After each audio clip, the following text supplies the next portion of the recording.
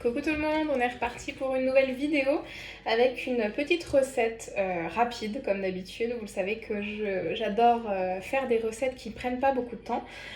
Idéal pour l'apéro, pour faire quelque chose de maison, quelque chose de sain et quelque chose de sympa. Donc pour ça, on va utiliser notre Speedy Mando. Donc c'est notre petite mandoline, la première de notre gamme, qui n'aura qu'une seule épaisseur de coupe, vous ne pourrez pas la choisir, mais c'est vraiment conçu pour faire des choses très très fines.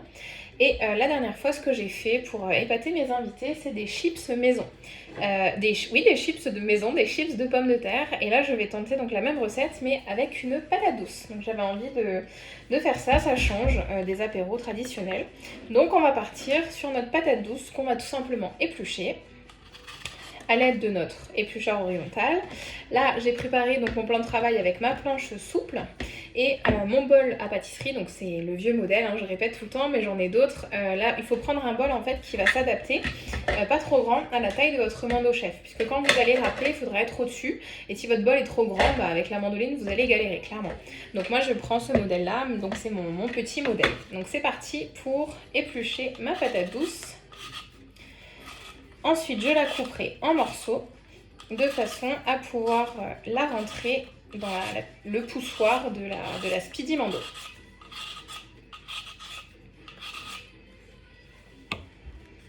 Donc, je vais couper juste les pointes à l'aide de mon super couteau Office qui est également en promotion ce mois-ci, avec d'ailleurs la planche souple, le modèle rond et le couteau à tomates que je n'ai pas, donc je ne vais pas pouvoir vous le montrer, mais je sais qu'il est au top.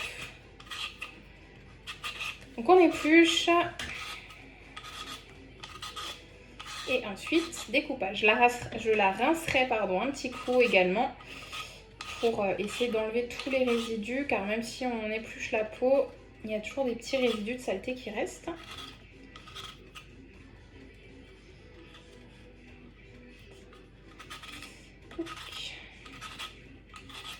Voilà, donc vous voyez la rapidité quand même d'utilisation de l'éplucheur. Tip top, je vais la rincer.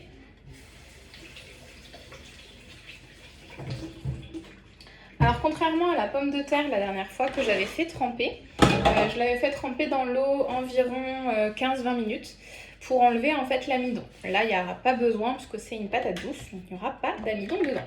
Donc la Speedy Mando, je vais vous faire une petite présentation, je crois que je ne l'ai jamais présentée.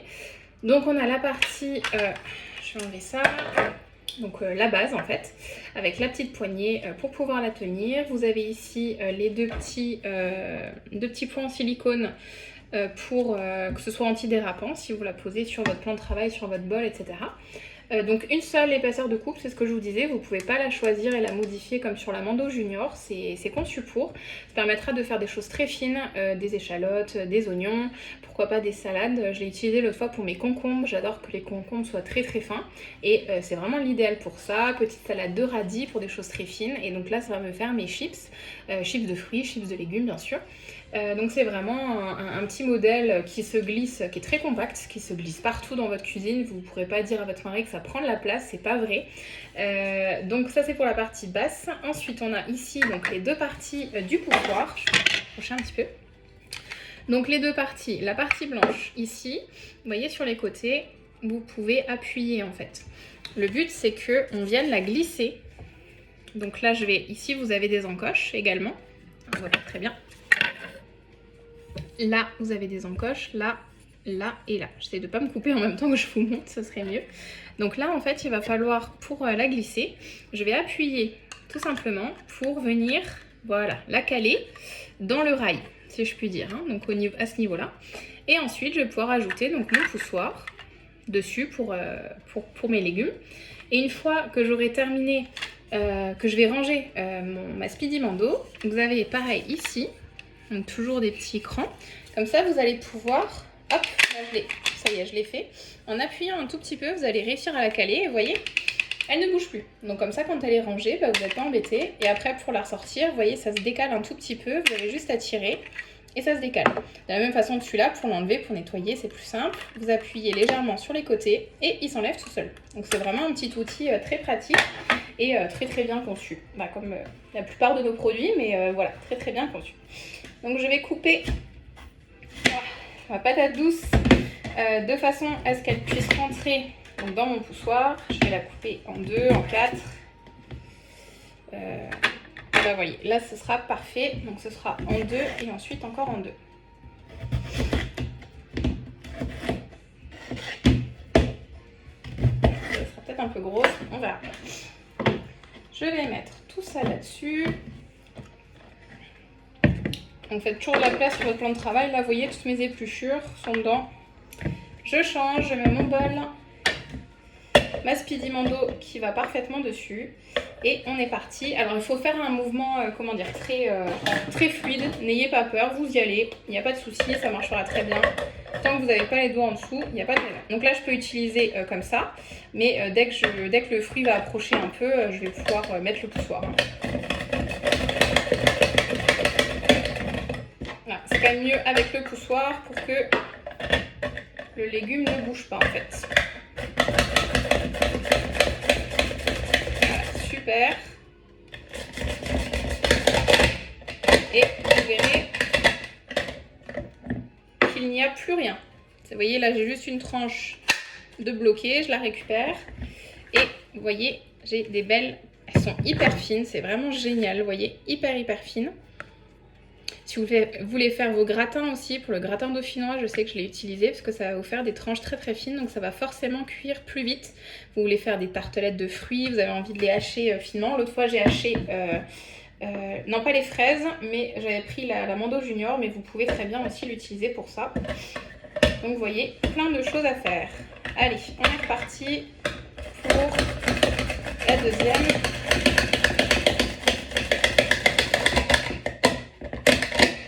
Vous voyez, il faut y aller vraiment franchement, il ne faut pas avoir peur. C'est génial. Je suis toujours scotchée. C'est vraiment le top du top. Donc on va avoir de très jolis chips. Allez, je vais râper le reste et je reviens juste après. Donc ça y est, j'ai pu faire l'ensemble de ma patate douce. Vous voyez, donc mes petites chips. Donc ça nous fait quand même... la patate douce n'était pas très grosse, mais ça fait une bonne quantité. Donc maintenant, ce que je vais faire pour que ça fasse des bonnes chips, il va falloir que ce soit quand même huilé un minimum. Moi, je vais faire mes chips au four. Vous pourrez très bien les faire à la friteuse si vous en avez une. Ça ira plus vite. Je pense que c'est quelques minutes, vraiment pas plus dans la friteuse. Toujours à l'œil, vous verrez. Donc là, j'ai utilisé donc un bol volontairement qui a un couvercle. Comme ça, je vais pouvoir le fermer et tout mélanger. Donc je vais mettre pour ça de l'huile d'olive. Je vais en mettre 60 ml. Donc je vais reprendre ma cuillère de 50 que je vais remplir et j'en rajouterai un petit peu. Voilà, hop, 50. Je remets un petit coup, hop. Je vais racler. L'huile d'olive, c'est fait. Je vais mettre très peu de choses. Ce sera du sel, du poivre. Alors je vais mettre 2 ml de sel.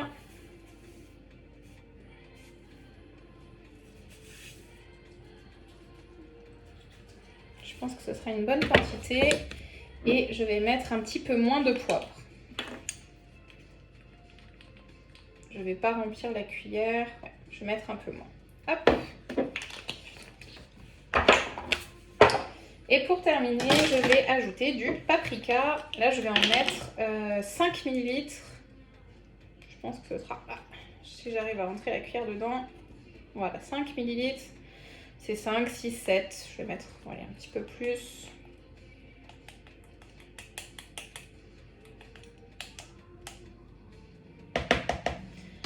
On devrait être pas mal.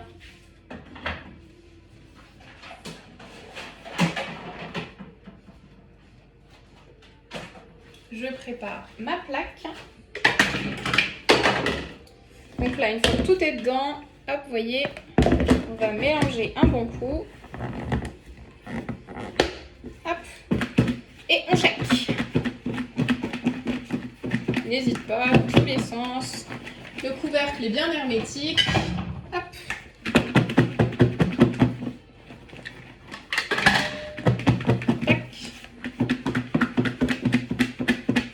Alors sinon, la dernière fois, quand j'ai fait mes chips maison, J'ai disposé en fait mes tranches de pommes de terre sur ma plaque et j'ai ensuite rajouté un peu au doigt, à la cuillère, quelques gouttes d'huile par-ci par-là, un peu de sel et un peu de poivre.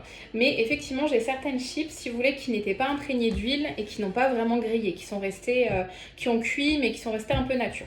Donc c'est vraiment l'huile qui va faire que ça va griller. Donc la technique du bol sera meilleure, je pense, pour vraiment mélanger de façon homogène et avoir de l'huile partout. Encore. Je pense que là, on est pas mal. Ouais, on est pas mal du tout. Donc, une fois que j'ai fait ça, je vais pouvoir disposer. Alors, c'est la partie un peu chiante parce qu'il faut les disposer une à une. Donc, sur ma plaque, j'ai ma feuille. Je ne trouvais plus le nom, ma feuille à rebord en silicone. Donc, vous voyez, hop, les petites chips toutes fines. Et je vais les disposer une à une. C'est la partie un peu laborieuse du travail. Et oui, là, je vois bien qu'elles sont toutes bien huilées. Donc, c'est vraiment parfait. Hop.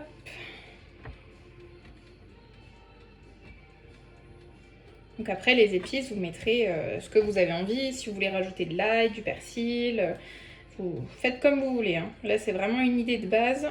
Vous pouvez toujours modifier ensuite. Bon bah je vais tout disposer, je vais couper la vidéo comme ça, je vais pouvoir faire ça tranquillement, je vais vous épargner ça. Et je vous ferai un petit retour après, donc ce sera en cuisson au four, à peu près 200 degrés, 180-200.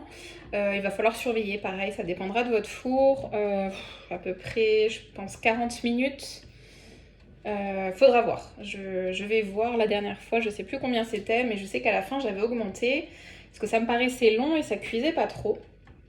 Donc j'ai augmenté, j'ai surveillé et c'était très bien. Je fais beaucoup de choses au jugé, j'avoue. Je sais pas vous, dites-le moi, mais la cuisine, il y a aussi beaucoup de feeling.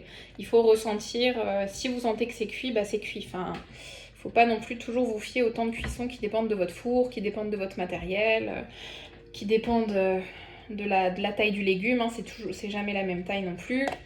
Donc adaptez-vous, n'hésitez pas à regarder et à faire vos propres expériences. C'est toujours comme ça. Comment on sait ce qui marche, ce qui ne marche pas. Et surtout, on se souvient si on fait des erreurs. Je sais que j'ai déjà mis trop de poivre, trop de moutarde, que j'ai déjà mis du piment fort à la place du piment doux. Voilà, des petites choses comme ça. Donc maintenant, je fais attention puisque je n'oublie pas ces petites erreurs, mais on y pense toujours. C'est toujours embêtant de faire une recette et puis d'avoir un petit loupé quelque part. Donc faites-le au jugé. Vraiment, laissez-vous guider par votre instinct de cuisinier ou cuisinière. Hop, j'ai fini de les disposer sur ma feuille.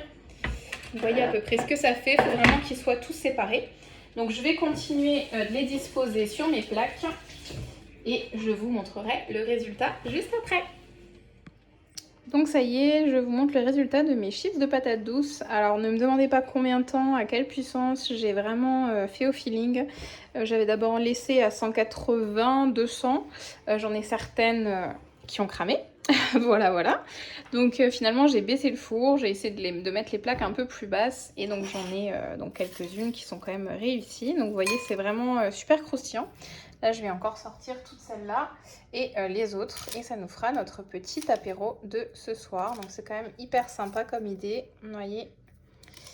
Et je ne doute pas que ce sera super bon. Donc, vous voyez bien qu'à la cuisson, ça va bien se rétracter. Donc, c'est quand même fin, c'est petit. Mais ça va se rétracter. Donc, ce sera en termes de quantité, c'est pareil. Hein, là, j'ai quand même fait une grosse patate douce. Mais comme j'ai eu de la perte sur 2 plaques, je pense que je vais réussir à bien remplir mon bol. Donc voilà, j'espère que la recette vous a plu, que vous allez pouvoir la tenter chez vous si vous avez tout ce qu'il faut. Et je vous souhaite un bon appétit, bonne dégustation.